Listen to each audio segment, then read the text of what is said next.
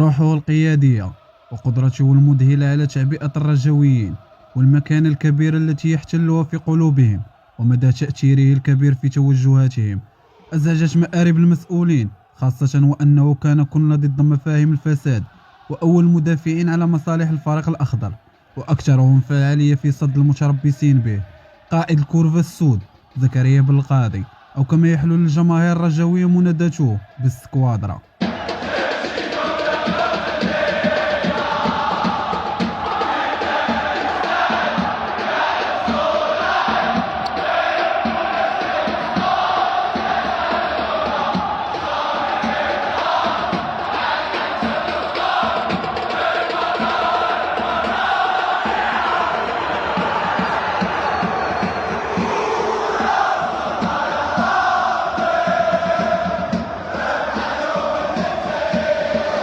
كوادرا ابن حي البرنوسي بمدينة الدار البيضاء، كان من المؤسسين ديال مجموعة الجرين بويز من قبل ما كان من الأعضاء الأولين ديال كليك سيلتيك.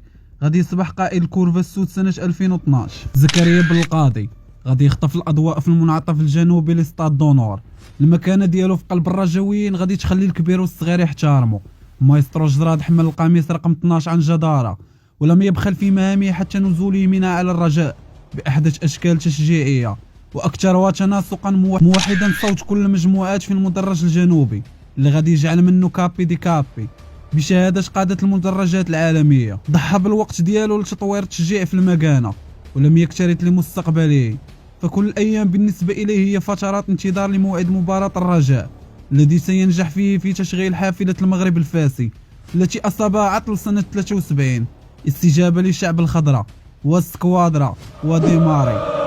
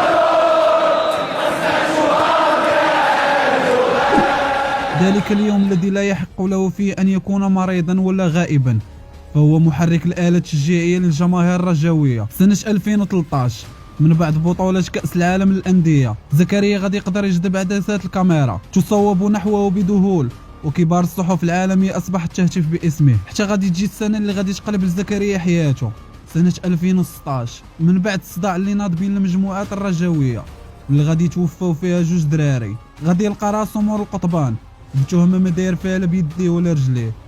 زكريا غادي يلقى راسو واقف قدام القاضي بتهمة مشجع بدرجة فنان، غادي يتحكم عليه ب6 أشهر نافذة. واجه ذلك بصدر الرحب، فهو قائد القادة ولم يعول يوما على أحد سوى على ابتسامته التي أخجلت القاضي رغم قساوة الحكم. زيكو فاش غادي يسالي الحكم ديالو كان كيعيش المغرب ذاك الوقت على قانون بمنع لي زيلطرا، غادي يتفاجأ بعقوبة سجنية أخرى واللي كتقدر ب2 سنين، وهو من دعا مشددا بالمضاربه ما كايناش، ها هما وحدين مشدودين ما تصفقوش عليه يطبقوها. اللي غادي يتفاجئ الشعب الرجاوي، غادي يخرجوا على اثرها للشارع مطالبين بالعفو على زكريا، كما ان مجموعه الجرين بويز غادي تطلق ديسك باسم مظلوم يتطرق الى الظلم اللي كيعاني منه زكريا وكيفاش غادي يردوا منه كبش فداء.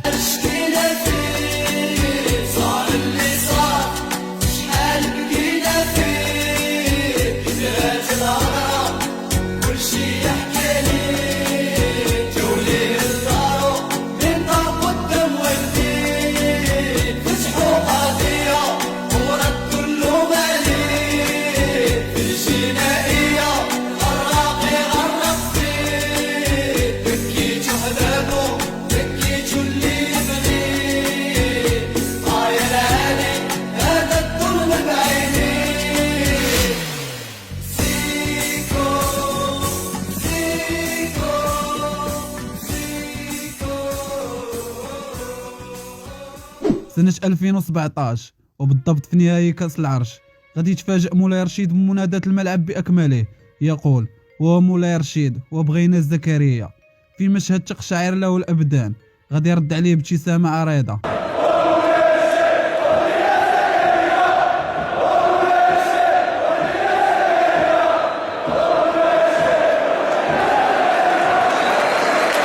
عشرة جونفي 2018 غادي يكون زكريا كمل العقوبة السجنية ديالو اللي مشى فيها مظلوم.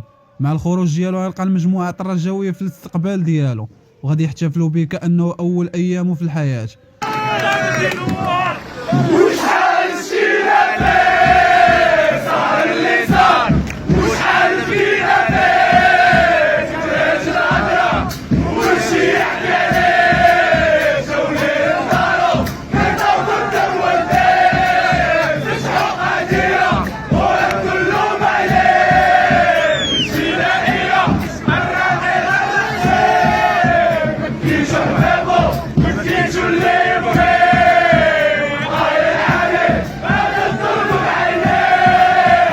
زكريا غادي يلقى استقبال كبير للجمهور الرجاوي من بعد اول ماتش ليه في ستاد دونور.